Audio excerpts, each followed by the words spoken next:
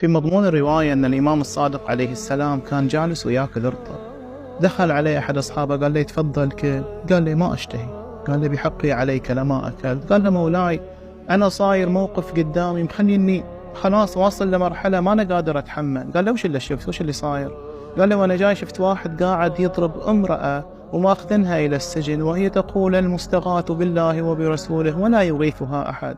سألت الناس ليش هذه ساحبينها؟ قالوا تعثرت على الأرض فقالت لعن الله ظالميك يا فاطمة. فانفجر الإمام بالبكاء مباشرة حتى امتل وجهه ولحيته، وأخذ منديل ينشف دموعه وامتلأ المنديل ووصلت الدموع إلى صدره. إلى هالدرجة أثر هذا الموقف في الإمام. فقال لي يقوم الحين نترك كل شيء نروح إلى مسجد السهلة وندعو إلى هذه المرأة أن الله سبحانه وتعالى يخلصها من الأسر. الحين ملاحظ إمام معصوم بإشارة منه يغير الكون كامل. قال هذه إليها مكانة عند الله سبحانه وتعالى لأنها ذكرت أمي فاطمة. أنا أروح إلى مسجد السهلة وأدعي إليها. راحوا اثنينهم إلى مسجد السهلة ورسلوا واحد إلى القصر يشوف وش يصير مع المرأة. الإمام راح المسجد دعا لا صلى ركعتين يتقرب إلى الله سبحانه وتعالى بركعتين عشان يدعي لهذه المرأة العظيمة.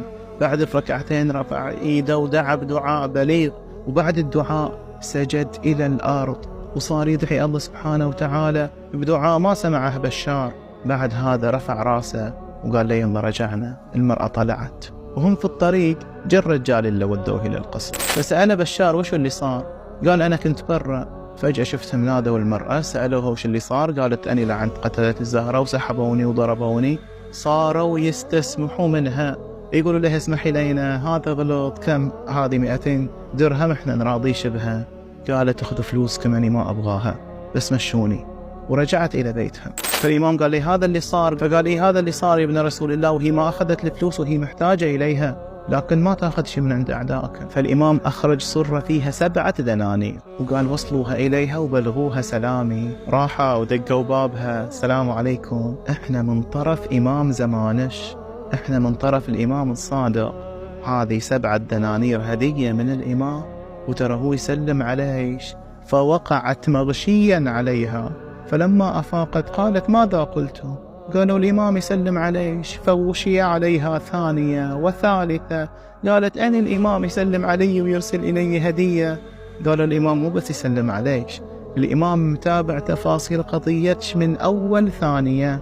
ترك كل اشغاله راح إلى المسجد خصوصي يدعي إلش. صلى ركعتين إلى الله سبحانه وتعالى عشان يفك أسرش. دعا دعاء خاص إلش، سجد وقضى حاجتش وطلعش، وهذه هدية من الإمام وسلام من الإمام. تعليقين مهمين. الأول أن الإمام عليه السلام سوى هذا كله لأن هذه المرأة ذكرت فاطمة عليها السلام. التعليق الثاني أن هذه المرأة لو ما راحوا وقالوا إليها اللي سواه إمام زمانها عشانها ما درت أن كل هذا صار ببركاته.